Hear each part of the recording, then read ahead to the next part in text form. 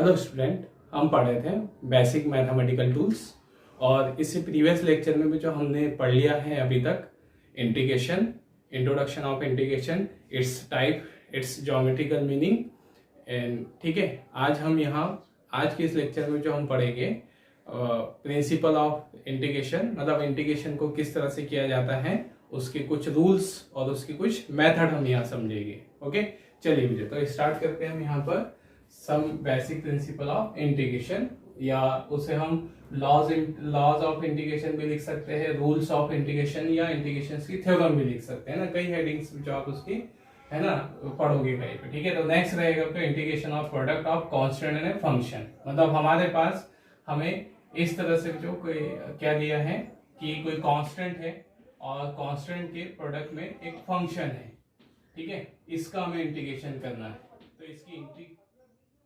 तो इसकी इंटीग्रेशन की मेथड यहाँ क्या रहेगी कि जो कांस्टेंट है ये इंटीग्रेशन से बाहर आ जाएगा, है ना, इंटीग्रेशन से बाहर आ जाएगा और इंटीग्रेशन सिर्फ किसका होगा, जो फंक्शन का होगा, है ना। इसको हम एक एग्जांपल से समझते हैं। ऐसे चलिए एक छोटा सा एग्जांपल हम बना देते हैं यहाँ पर, ठीक है। जैसे हमने लिखा जो यहाँ इंटीग्रेट द शॉर्ट में लिखा विद रिस्पेक्ट टू x, है ना। तो हमको x की रिस्पेक्ट में इंटीग्रेशन करना है। हमारे पास नंबर दिया है 5x², ऐसा दिया है। तो हम यहाँ पर इसको किस तरह से सॉल्व करेंगे, सबसे पहले तो जो हम इसको बता देंगे लेट i = 5x², मतलब इसके इंटीग्रेशन को हमने i से दिखा दिया। ओके, तो इंटीग्रेट करोगे यहाँ पर कितना हो जाएगा, देयरफॉर, है ना, i इंटीग्रेशन 5x² dx। किसके रिस्पेक्ट में कर रहे हैं हम, x के रिस्पेक्ट में, है ना। तो इस तरह से लिखा जाएगा यहाँ पर ऑन इंटीग्रेटिंग, है ना, मतलब एक लिखने का तरीका भी सीखते चलो। तो वैसे हमको फिजिक्स में डायरेक्टली अप्लाई करते आना चाहिए। On integrating with respect to x, तो यहाँ पर ठीक है ना, ये आ जाएगा 5x² dx, ये इंटीग्रेशन कर रहे हैं। तो हमने देखा कि ये 5 जो है कांस्टेंट है, यहाँ कांस्टेंट है। ओके, ये इंटीग्रेशन से बाहर आ जाएगा। तो 5 कितना होगा, x² dx, मतलब ये रूल लगा दिया हमने। अब रूल लगाने के बाद यहाँ पर हम फॉर्मूला लगाएंगे, है ना। फॉर्मूला कौन सा होगा, देखो यहाँ मैंने कुछ फॉर्मूले लिख के रखे हैं। वैसे और सारे फॉर्मूले होते हैं, हमने कुछ जनरल, है ना, फॉर्मूले लिख दिए यहाँ पर। तो देखो बच्चों, यहाँ पावर फंक्शन है ये, है ना, पावर फंक्शन। तो ये पावर वाला फॉर्मूला लगेगा यहाँ, x की पावर n वाला, ये वाला। तो इससे कंपेयर करके देखो आप क्या फॉर्मूला लगेगा। यहाँ मैं डायरेक्ट लिख रहा हूँ, फॉर्मूला आप वहां से देखते चलो, ठीक है ना। तो यहाँ ऐसे यहाँ लिख भी देता हूँ कौन सा फॉर्मूला लगाना है, x की पावर n dx, x की पावर n+1 अपॉन में n+1, ये फॉर्मूला लगेगा। तो अब आंसर क्या बनेगा हमारा यहाँ पर, इंटीग्रेशन का जो i5, ठीक है, इससे कंपेयर करके चले। 5 तो जो है कांस्टेंट है, बाहर आ जाएगा, है ना। अब इससे कंपेयर करके देखें, यहाँ x की पावर n+1, यहाँ x2 है ना, पावर 2 है, तो कितना आ जाएगा, यहाँ क्या बन जाएगा इक्वेशन, x2+1 अपॉन 2+1, ठीक है। i = 5x raise to the power, है ना, कितना होगा ये, x की पावर 3 अपॉन 3। तो ये रहेगा हमारा आंसर। उसको आप थोड़ा सा आगे बढ़ाना चाहो, 5/3x³, ये आप लिख सकते हो क्या, ठीक है ना। तो आया फिर समझ में यहाँ पर, है ना, क्या करना है, जो कांस्टेंट है, सिंपल सा एग्जांपल है ये तो, ठीक है। अगर हमने एक एग्जांपल और लिख दे यहाँ पर, ठीक है, ये integrate with respect to x। तो हमको क्वेश्चन दिया है यहाँ पर, ठीक है ना, 3 cos थीटा ऐसा दिया है, 3 cos x दिया है। ओके, 3 cos x दिया है यहाँ पर, ठीक है ना। तो हम सबसे पहले इसको सॉल्व करने के लिए फिर इसके इंटीग्रेशन को हमने i मान लिया, मतलब इसका जब इंटीग्रेशन करेंगे जो आंसर मिलेगा उसको i से इंडिकेट कर दिया, 3 cos x और इंटीग्रेटिंग इन बोथ साइड, तो i तो इधर हो जाएगा 3 cos x dx। अब यहाँ लिख के बता दिया एक बार कैसा लिखना होता है। अब एक जनरल तो डायरेक्ट सॉल्व करके दिखा रहे हैं, i 3 बाहर आ जाएगा, इंटीग्रेशन में तो सिर्फ क्या रह जाएगा यहाँ पर, cos एक्स डी एक्स, है ना। कॉस का फॉर्मूला लग जाएगा यहाँ से, I is equal to 3 cos का फॉर्मूला देखो यहाँ से साइन एक्स, तो ये बन जाएगा फिर यहाँ पर, है ना, कॉस का फॉर्मूला बन जाएगा साइन एक्स, तो ये आ गया हमारे पास answer sine x, v sine x, ये रहा, है ना। कुछ छोटे छोटे से रूल्स है, सिंपल है, मतलब ध्यान रहे कि कांस्टेंट को जैसे हम डिफरेंशिएशन में करते हैं, कांस्टेंट डिफरेंशिएशन से बाहर हो जाता है, वैसे इंटीग्रेशन में भी वो बाहर हो जाएगा। ओके, चलिए इतना नोट कीजिए, फिर हम उसका अगले, है ना, रूल्स देखते हैं। ओके, चलिए है ना, अब हम उसका सेकेंड रूल देखते हैं, इंटीग्रेशन ऑफ सम और डिफरेंस ऑफ टू फंक्शन। ठीक है, मतलब इस तरह से समझे, पहले तो इक्वेशन बता देते हम कि हमें इंटीग्रेशन करना है दो फंक्शन के सम का या डिफरेंस का।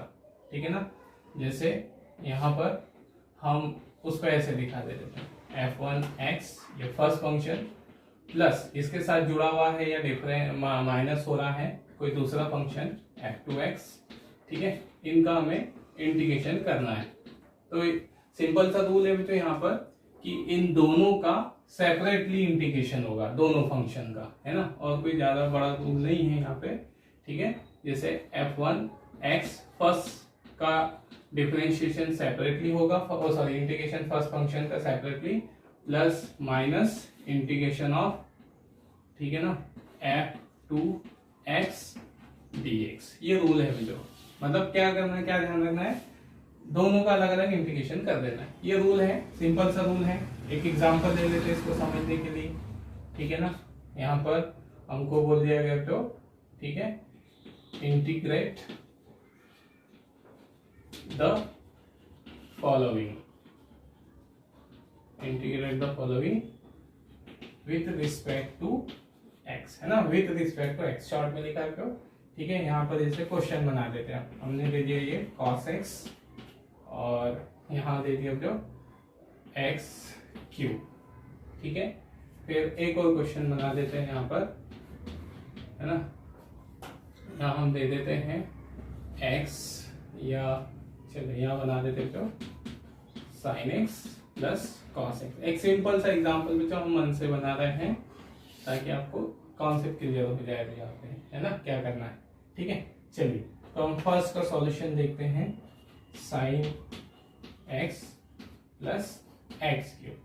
ठीक है, तो इसे हम इंटीग्रैंड कहते हैं, तो जिसका इंटीग्रेशन करना हो, तो हमने इसको मान लिया यहाँ पर लेट, ठीक है, ये i sin x x cube, oh sorry sine cos भी हुआ है, cos x, है ना, ये फर्स्ट का इंटीग्रेशन हम कर रहे हैं cos x। ठीक है, अब देखिए मुझे यहाँ पर कि, ठीक है ना, इंटीग्रेट जो आंसर आएगा उसको हमने आई से बता दिया है। अब दोनों साइड में इंटीग्रेशन करोगे, लिखने का तरीका बता दिया, अब मैं डायरेक्ट सिंप्लीफाई कर रहा हूँ, जो ये इंटीग्रेशन होगा दोनों का cos x, ठीक है, cos x x cube, okay, और dx, है ना, इंटीग्रेशन कर रहे हैं x की रिस्पेक्ट में, ऐसा पूरा लिखोगे हम, और integrating with respect to x। ठीक है ना, चलिए तो ये आ गया जो, अब यहाँ पर फॉर्मूला लगा दो, है ना, पहले तो रूल लगाएंगे फिर फॉर्मूला लगेगा, रूल और फॉर्मूला। तो रूल क्या बोलता है, सभी का सेपरेटली क्या होगा, इंटीग्रेशन होगा। तो cos x का इंटीग्रेशन सेपरेटली, साइन बीच में प्लस है तो प्लस होगा, माइनस होता तो माइनस लगाते हैं, integration of x cube dx, बस ये रूल लगा दिया, अब फॉर्मूले अप्लाई करना है ना, सिंपल सा है। तो i इज इक्वल टू यहाँ पर cos का, देखो जो बहुत ही हमने आसान एग्जांपल लिया है, cos का इंटीग्रेशन क्या होता है, sin x, तो cos का लिखे हैं यहाँ sin x। ठीक है ना, मैंने फॉर्मूले नहीं लिखे हैं यहाँ पे, आप लिखना चाहो तो लिख सकते हो, मैं वहां से डायरेक्ट दिखा रहा हूँ। ठीक है, और x क्यूब का, अब ये पावर वाला लगेगा, है ना, पावर वाला फॉर्मूला लगेगा, तो इस फॉर्मूले से कंपेयर करके देखो, डायरेक्टली कंपेयर करके देखो, x की पावर n है तो पावर हो जाती है n+1 अपॉन में n+1। अब देखो यहाँ x है, ठीक है ना, तो x की पावर 3+1, ओके, x की पावर 3+1 अपॉन में 3+1, बस ये लगा दिया फॉर्मूला। अब जो आंसर है उसको सिंप्लीफाई करके लिख दो, sin x, है ना, और x raise to the power 4 upon 4, ये हमारा आंसर है। ठीक है, तो इसी तरह आप इसको भी कर सकते हो, साइन का कॉस, कॉस का साइन हो जाएगा, है ना। मतलब एक छोटा सा यहाँ पर ये इसको 3 sin x कर दो, बना लोगे ना। चलिए, तो ये था रूल समझने के लिए मैंने एक छोटा सा एग्जांपल आपको दे दिया। मतलब ध्यान क्या है जो कि सबका इंडिविजुअल इंटीग्रेशन होता है। ओके, चलिए, तो ये नोट कर लीजिए और ये सेकंड वाला पे आप करके देख लेना। ओके, चलिए।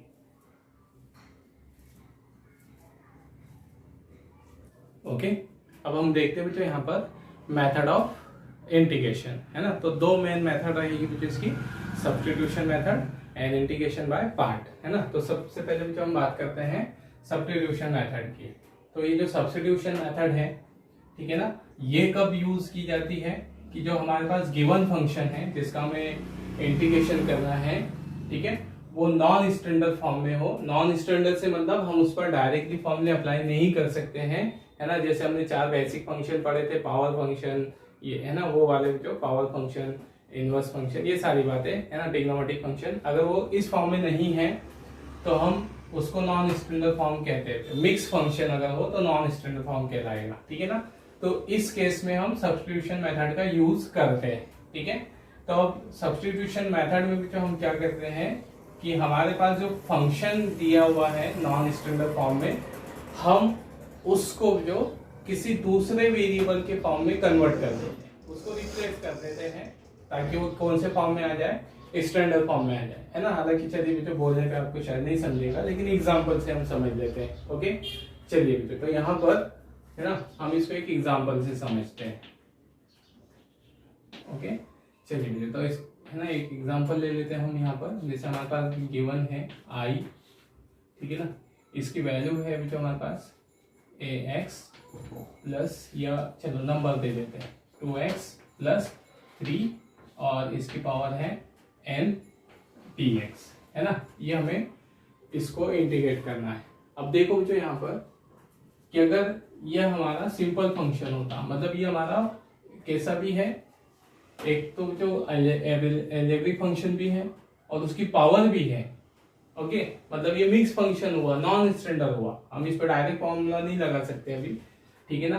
तो हम इसको क्या करेंगे, कन्वर्ट करेंगे, है ना, चेंज करेंगे। अब मान लो कि अगर ये ऐसा होता 2x प्लस 3 होता, तो आप है ना क्या लगा देते, सम वाला रूल लगा देते, दोनों का सेपरेटली इंटीग्रेशन कर देते, आंसर आ जाता हमारे पास, है ना। लेकिन उसकी पावर गिवन है तो ये नॉन स्टैंडर्ड हो गया। अब इसके लिए हम क्या करते हैं कि ये जो फंक्शन है ना, जो नॉन स्टैंडर्ड कौन बना रहा है। अब मान लो जो कि अगर है ना इस फंक्शन को नॉन स्टैंडर्ड कौन बना रहा है, आप सोचो किसको रिप्लेस करना है हमें यहाँ पर। अगर मैं ऐसा लिखता, समझना, अगर मैं यहाँ लिख देता ऐसे t⁻n, ठीक है ना, dx, ऐसा लिख देता, ओके, तो आप यहाँ पर जो फॉर्मूला लगा सकते थे कि नहीं, कौन सा फॉर्मूला लगा सकते थे, या x की पावर ऐसा लिख देता, x की पावर n लिख देता, तो आप इस पे फॉर्मूला लगा सकते थे, पावर वाला डायरेक्ट फॉर्मूला लग जाता, है ना। या x की पावर में 3 दे देता, ओके, तो आप डायरेक्ट इस पे फॉर्मूला लगा सकते थे। मतलब हमें ये है ना पावर से प्रॉब्लम नहीं है, हमारे पास पावर के लिए फॉर्मूला अवेलेबल है।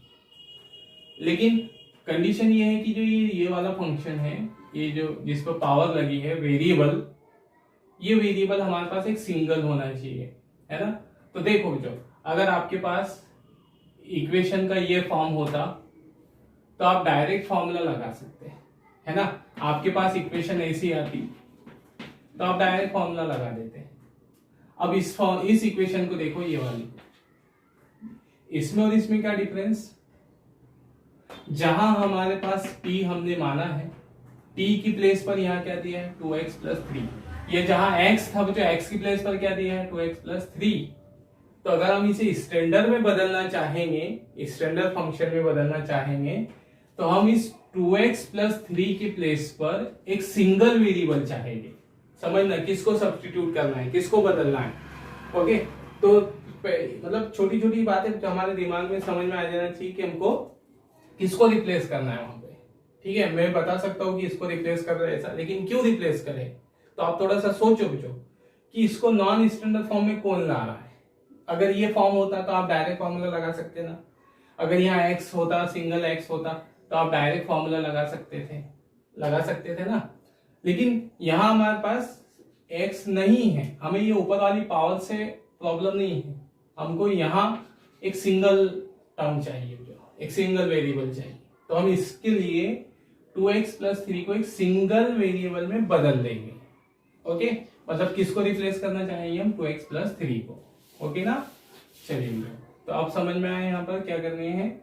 ठीक है, let 2x plus 3 is equal to, इसको कोई दूसरे वेरिएबल से हमने बदल दिया है ना, दूसरा वेरिएबल आप t ले लो या u ले लो।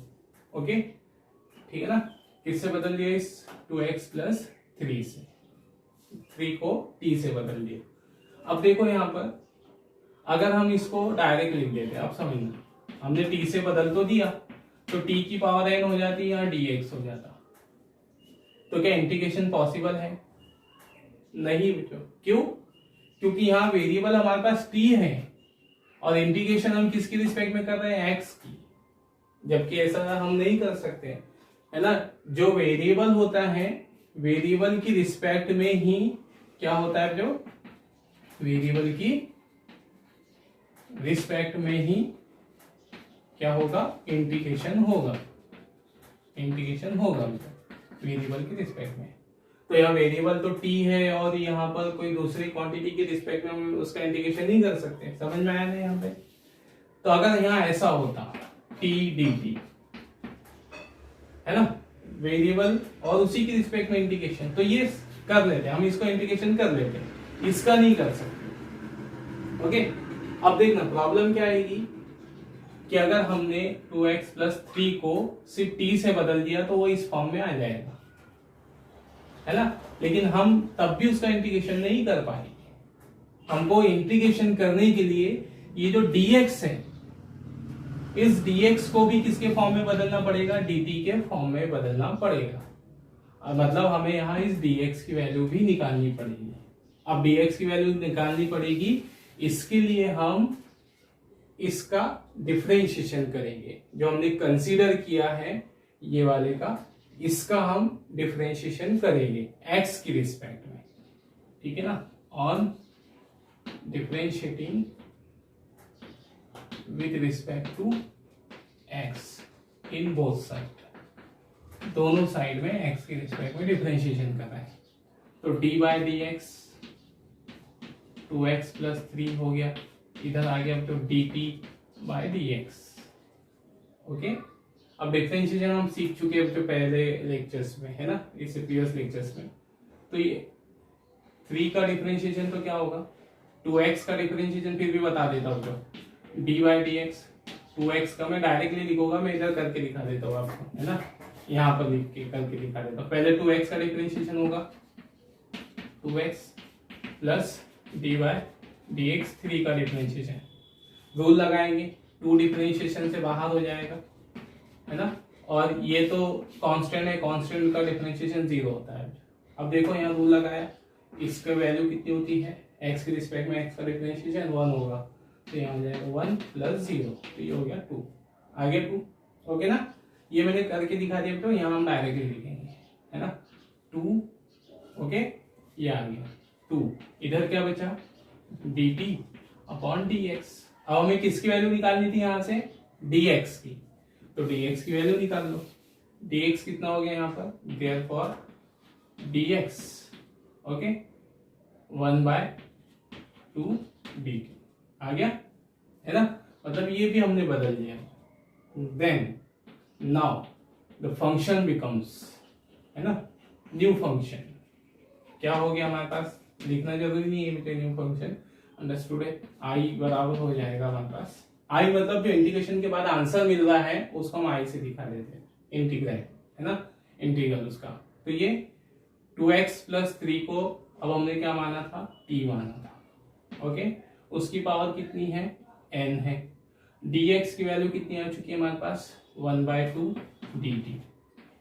ये ओके, अब ये नया फॉर्म आ गया, जो नया फॉर्म आ गया, है ना, ये स्टैंडर्ड फॉर्म आ गया। क्या किया हमने यहाँ पर समझो, ठीक है। पहले चलो ये जो 1/2 है कांस्टेंट है, कांस्टेंट से बाहर लिख देते हैं इंटीग्रेशन के। अभी हमने रूल पढ़ा है t की पावर n dt, है ना।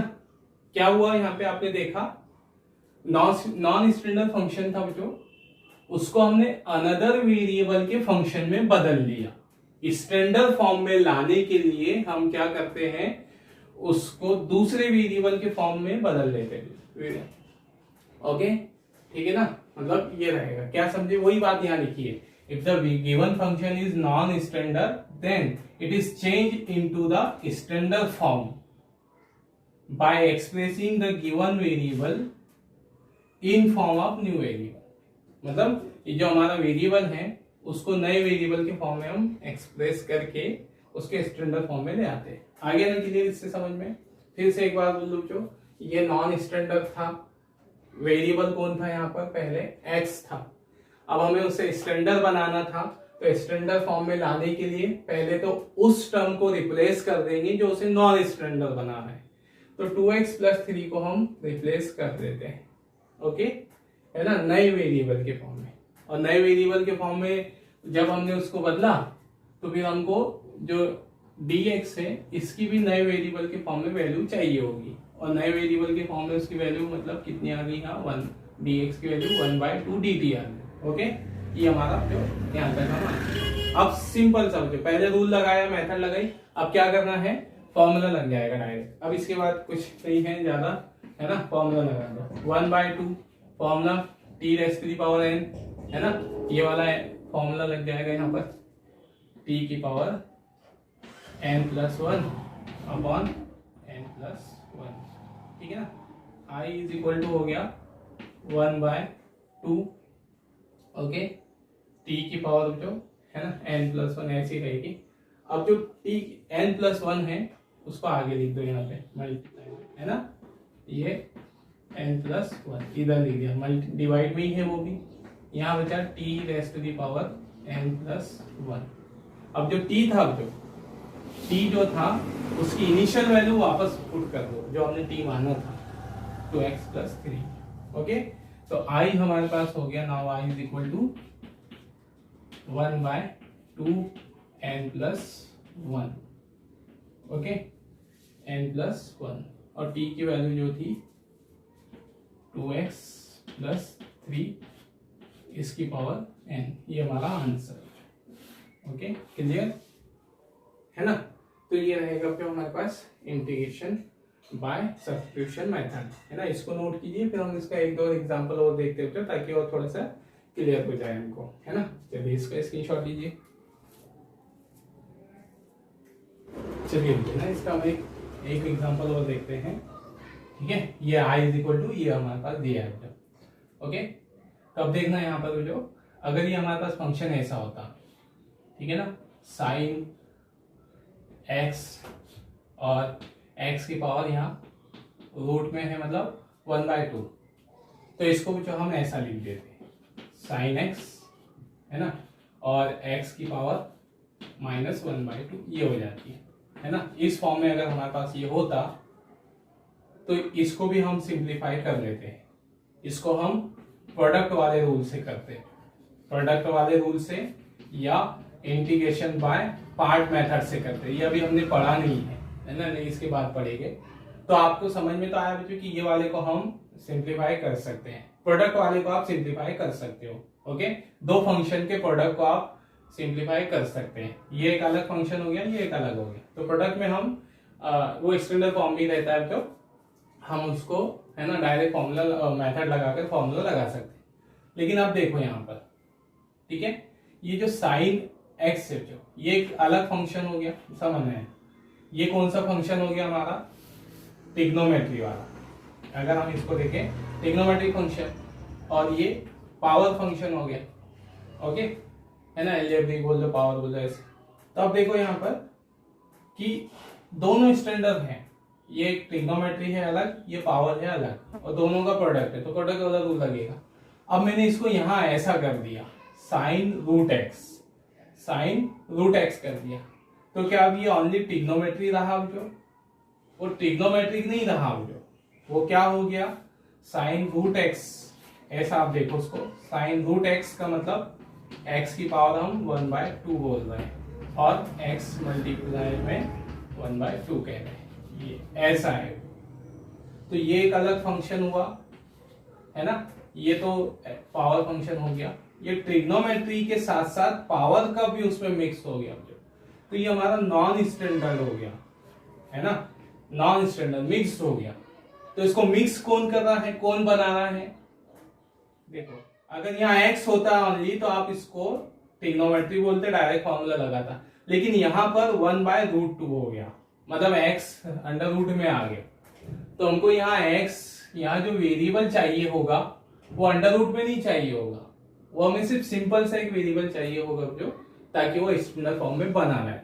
मतलब हमें यहाँ रिप्लेस किसको करना है, आप मतलब ध्यान दो किसको रिप्लेस करना है, तो ये सोचना पड़ेगा बच्चों आपको कि कौन नॉन स्टैंडर्ड बना रहा है। तो अभी हमने देख लिया है, बता भी दिया नॉन स्टैंडर्ड कौन बना रहा है, ये x रूट बना रहा है, ये रूट x।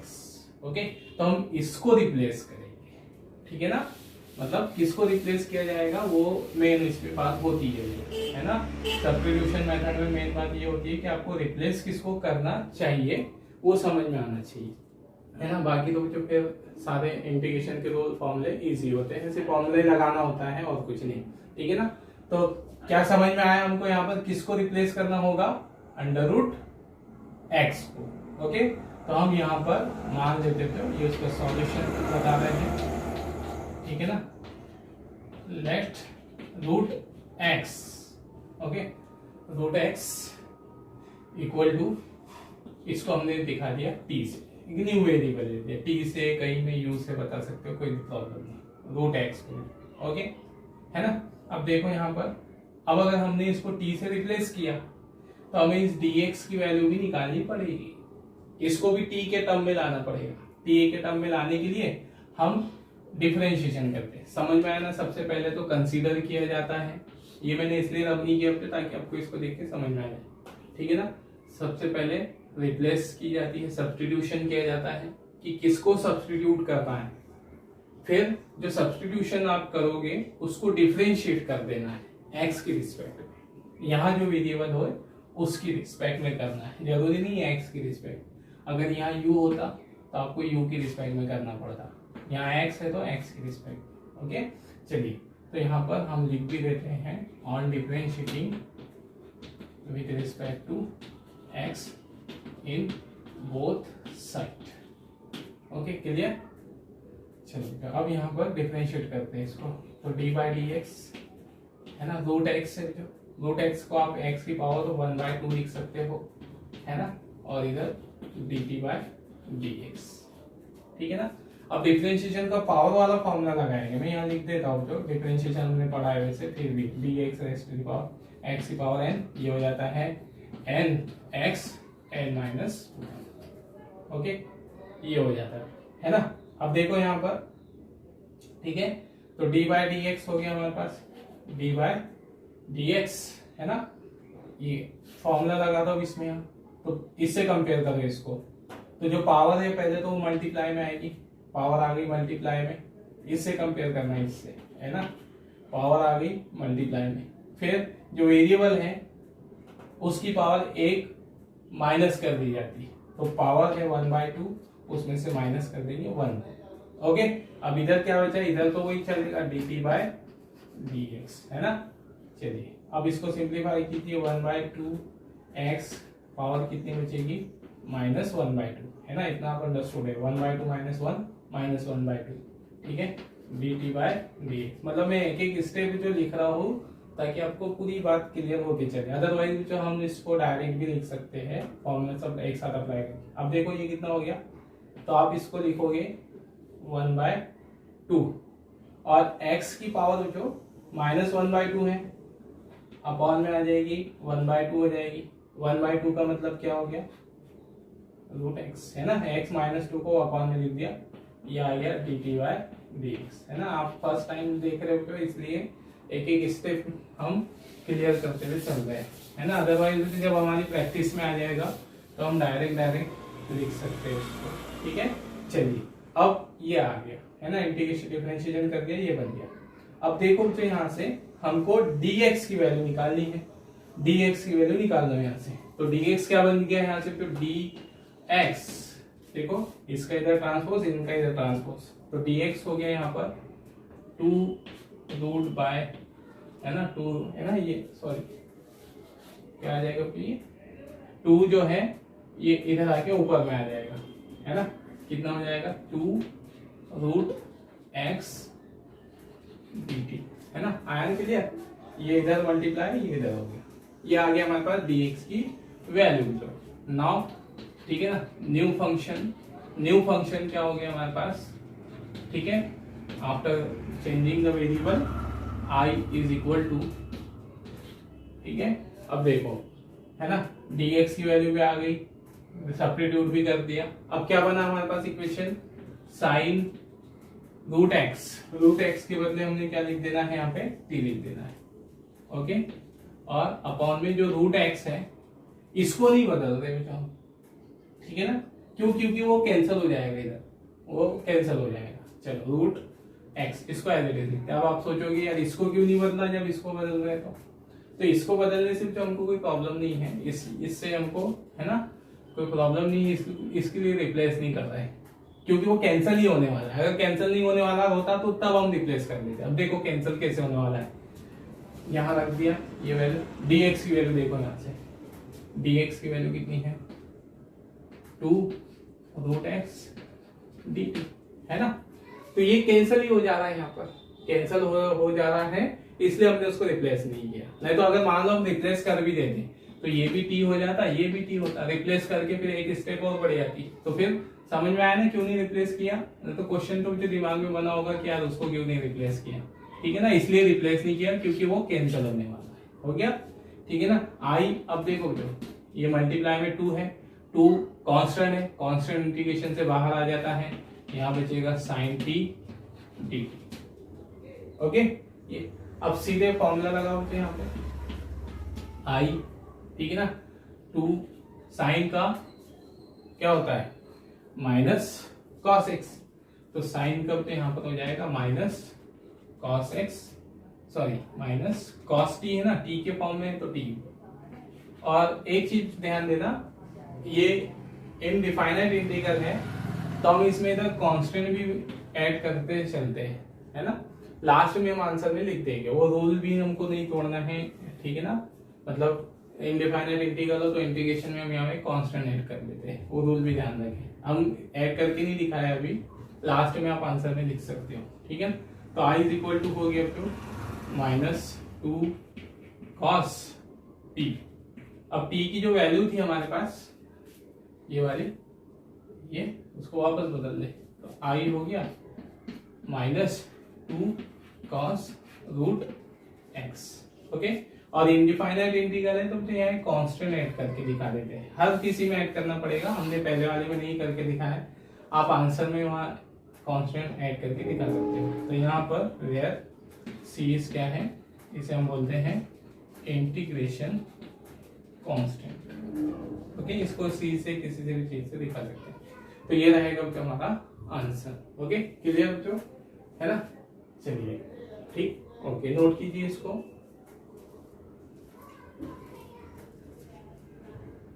चलिए बच्चों ना इसका एक एग्जांपल और हम देखते हैं, ठीक है ना, ताकि जो हमको थोड़ा सा है ना ये कॉन्सेप्ट या मेथड दिमाग में उनको बैठ जाए, आसानी से याद हो जाए, ठीक है। तो चलिए एक एग्जांपल मैंने और लिख दिया यहाँ पर, ठीक है। अब देखिए बच्चों ये नॉन स्टैंडर्ड फॉर्म में कैसे पता चला, नॉन स्टैंडर्ड फॉर्म में देखो, अगर हमारे पास ये फंक्शन ऐसा होता 1/x, ओके, और ये x की पावर यहाँ पर n होती dx, ऐसा कुछ होता, तो हम यहाँ पर क्या कर सकते थे, हम यहाँ पर अभी आप सोचे इसको कि कैंसिल नहीं हो रहे हैं, हम इसको भी सिंप्लीफाई कर सकते थे। ये ऐसा नहीं लिखता, आप सोचेंगे वो तो कैंसिल हो जाएगा, ऐसा लिखता है। अगर हमारे पास 1/x dx होता, ओके, तो ये स्टैंडर्ड फॉर्म में है ना, देखो ये वाला फॉर्मूला हम लगा सकते हैं ना यहाँ पे, है ना, स्टैंडर्ड फॉर्म में। अब इसमें मैंने और दूसरे का मल्टीप्लाई कर दिया, साइन एक्स का मल्टीप्लाई कर दिया, तो अभी भी ये स्टैंडर्ड फॉर्म है, स्टैंडर्ड है। भले दो फंक्शन का प्रोडक्ट हो गया वो, है ना, दो फंक्शन का प्रोडक्ट हो गया, फर्स्ट फंक्शन का सेकेंड का, लेकिन है तो स्टैंडर्ड फॉर्म, मतलब भले ही हमको प्रोडक्ट वाला रूल लगाना पड़ेगा, लेकिन स्टैंडर्ड फॉर्म है। अगर मैं यहाँ x लिख देता, ओके, तो भी ये हमारा स्टैंडर्ड फॉर्म ही है, ओके, स्टैंडर्ड फॉर्म है। अब देखो, है ना, इस पे आप कौन सा रूल लगा सकते हो, इस पे अभी भी आप प्रोडक्ट रूल लगा सकते हो, है ना। अगर आप इस x और x को नहीं भी कैंसिल करते तो भी आप इस पे प्रोडक्ट रूल लगा सकते हो। अब यहां देखो जो क्या हुआ है, ये मैंने इसको लिख दिया एक्स स्क्वायर प्लस 1 इंटू में x dx। अब ये स्टैंडर्ड हुआ क्या आप इस पे ये वाला फॉर्मूला लगा सकते हो क्या, अपॉन वाला? नहीं लगा सकते ना, तो ये डायरेक्टली नहीं अप्लाई कर सकते, तो ये नॉन स्टैंडर्ड हो गया, ओके, नॉन स्टैंडर्ड फंक्शन हो गया, ठीक है। तो फिर हम नॉन, ये वही तो है, तो देखो ये वही है एक्स स्क्वायर प्लस 1, बस हमने x को उसके ऊपर लिख दिया, तो ये हमारा क्या है, नॉन स्टैंडर्ड फंक्शन है। अब इसको नॉन स्टैंडर्ड कौन बना रहा है, सबसे पहली बात जो ध्यान में रखने, बाकी सारी मेथड तो इजी है, हमको यही सोचना पड़ जाता है कि किसको सब्स्टिट्यूट किया जाए। तो किसको सब्स्टिट्यूट करना चाहिए आपको, उस टर्म को जो नॉन स्टैंडर्ड बनाना हो, जिसको हटाने से या रिप्लेस करने से हम फॉर्मूला आसानी से लगा सकते हैं या कोई मेथड अप्लाई कर सकते हैं, ओके। तो चलिए, एक्स स्क्वायर प्लस 1 को आप किसको रिप्लेस करना चाहोगे? अगर इस फॉर्म में था तो हमने कहा यहाँ हम फॉर्मूला यूज कर सकते हैं, इस फॉर्म में था तो फॉर्मूला कैन बी यूज, यहाँ पर हम फॉर्मूला यूज कर सकते हैं। क्या इसमें डायरेक्ट लगा सकते हो अभी? तो आप बोलोगे नहीं, तो फिर हमको इसको रिप्लेस करना पड़ेगा, इसकी जगह एक सिंगल वेरिएबल चाहिए, है ना। इसकी जगह हम अगर 1/t बोल लेते तो हम फॉर्मूला लगा सकते थे, ओके ना, ऐसा लगा सकते थे, ठीक है। चलिए, तो किसको रिप्लेस करना पड़ेगा, समझ में आ गया, मेन बात वही है बेटो। तो यहाँ पर है ना, हम किसको रिप्लेस कर देंगे, let, okay, x square plus 1, इसको रिप्लेस कर देंगे t से, ठीक है। कोई भी वेरिएबल बता सकते हो, चाहे आप u के टर्म में, t के टर्म में, ऐसा कुछ भी ना। चलिए, तो अब यहाँ पर इसके बाद क्या करते हैं हम, है ना, कंसीडर कर लिया। अब उसके बाद दोनों साइड में डिफरेंशिएशन करते हैं। अब मैं डायरेक्ट लिख रहा हूँ, मैं पूरा नहीं लिख रहा, तो इसका डिफरेंशिएशन करोगे इधर तो कितना आ जाएगा, 2x, है ना, ऑन, चलो लिख देता हूँ चाप के लिए, on differentiating with respect to x, ठीक है ना, इन बोथ साइड, ओके। तो ये कितना हो गया हमारे पास, 2x। अब फॉर्मूले में पता चुका कई बार, इसका 2x आ जाएगा, इधर आ जाएगा dt बाय dx, ओके। अब हमको किसकी वैल्यू भी चाहिए, dx, है ना, dx की वैल्यू तो निकालनी होती है हमको, ठीक है ना। तो यहाँ से dx बन जाएगा कितना, है ना, 1/2x dt, ये इधर टर्म इधर, है ना, ये आ गया हमारे पास dx की वैल्यू, ठीक है। Now the i is become, ये फिर क्या हो जाएगा i, ठीक है, x, और x स्क्वायर प्लस 1 की जगह हमने बता दिया t को, ओके। अब इधर dx को रिप्लेस कर दो, 1/2x dt, ओके। ध्यान रखिए जो कि हमको अगर हमने नया वेरिएबल बदल दिया है तो हम पुराने वेरिएबल को एक भी जगह नहीं रहने देंगे। जैसे हमने यहाँ नया वेरिएबल t माना है, तो हमारी कोशिश ये रहेगी कि हर टर्म t में आ जाए, है ना, t के टर्म्स में आ जाए, पुराना x ना वहां बचे ही नहीं, ठीक है ना, तो फिर हमको दो वेरिएबल आ जाए, लग जाएंगे, ठीक है। तो ये x cancel, i is equal to कितना आ गया, i हो गया हमारे पास 1/2, है ना, ये 1/2t dt, ऐसा है। अब ये जो 2 है वो कांस्टेंट है ना, 2 जो है कांस्टेंट, तो डिफरेंशिएशन से बाहर आ जाएगा, सॉरी इंटीग्रेशन से बाहर आ जाएगा, 1/2 इंटीग्रेशन ऑफ 1/t dt, है ना। अब आगे ये फॉर्मूले के टर्म में, है ना, तो i कितना हो गया हमारे पास, i हो गया 1/2 log e t। आगे ना जो फॉर्मूला नहीं लिखा हमने यहाँ से देख लेना, ठीक है।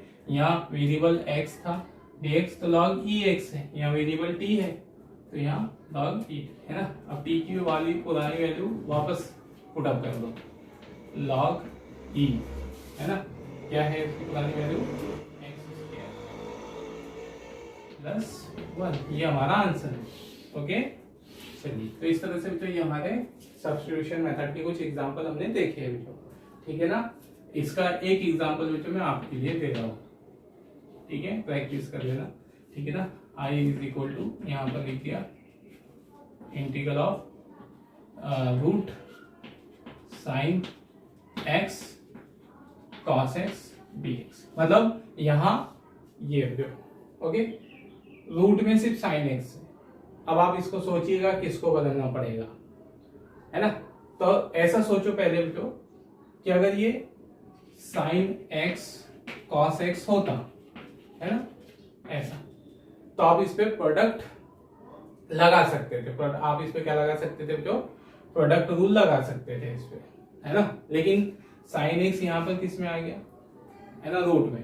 तो फिर आप किसको बदलना चाहोगे यहाँ पर, या साइन x के प्लेस पर अगर यहाँ पर कोई एक सिंगल टर्म भी हो जाता, t भी आ जाता, ओके, t भी हो जाता, तो फिर यहाँ पर आप जो क्या करते हैं, ठीक है, cos इसको भी आप डिफरेंशिएट क्या कर सकते थे, इंटीग्रेट कर सकते।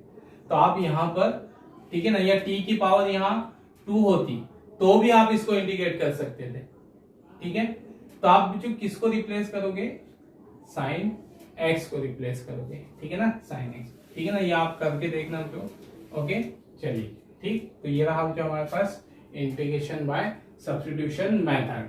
फिर इसके बाद में जो आएगी इंटीग्रेशन बाय पार्ट मेथड और इंटीग्रेशन ऑफ, ठीक है ना, फाइनाइट इंटीग्रल, है ना। तो वो हमारा रहेगा बचा हुआ, उसको हम नेक्स्ट लेक्चर में देखेंगे, ठीक है ना। और इसमें भी तो एक बात ध्यान कि जब हम इनफाइनाइट इंडिफाइनाइट इंटीग्रल का इंटीग्रेट करते हैं तो इंटीग्रेशन का जब फॉर्मूला लगा देते हैं हम, तो उसके साथ एक क्या जोड़ देते हैं, कांस्टेंट। तो कहीं कहीं अभी हमने कांस्टेंट जोड़ के नहीं बताया है क्योंकि अभी हम सीख रहे हैं जो, लेकिन आप हमेशा याद रखो कि आप हमेशा आंसर में जब फॉर्मूला लगा चुके होंगे तो इनफाइनाइट इंडिफाइनाइट इंटीग्रल मतलब यहाँ लिमिट नहीं है, लिमिट नहीं है तो इनफाइनाइट इंटीग्रल की पहचान है, ये इंटीग्रल की पहचान है। अगर यहाँ कोई लिमिट होती 1 2 ऐसा तो ये डिफाइनाइट इंटीग्रल होता, तो हम यहाँ कांस्टेंट नहीं लगाते, लेकिन यहाँ इनडिफाइनाइट इंटीग्रल है ये, है ना।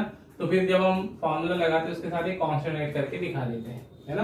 तो यहाँ पर, ठीक है ना, कांस्टेंट ऐड करके दिखा दोगे, ठीक है। कहीं कहीं हमने अभी ऐड नहीं किया ताकि आपको कंफ्यूज ना लगे कि एकदम से सारी चीजें कैसे आ रही। तो जब फॉर्मूला लगा दिया जाता है उसके बाद एक कांस्टेंट जोड़ के बता देना। यहाँ पर लिख देना वेयर सी इज क्या है, इंटीग्रेशन कांस्टेंट, ओके चलिए। तो ये है हमारे पास उसके कुछ एग्जांपल, और आप इसको जो सिंप्लीफाई करके देख लीजिएगा। फिर हमारी आएगी इंटीग्रेशन बाय पार्ट मेथड, और ठीक है ना, इंटीग्रेशन ऑफ फाइनाइट, है ना, इंटीग्रल, उसका मेथड सीखेंगे यहाँ पे। चलिए नोट कर लीजिए।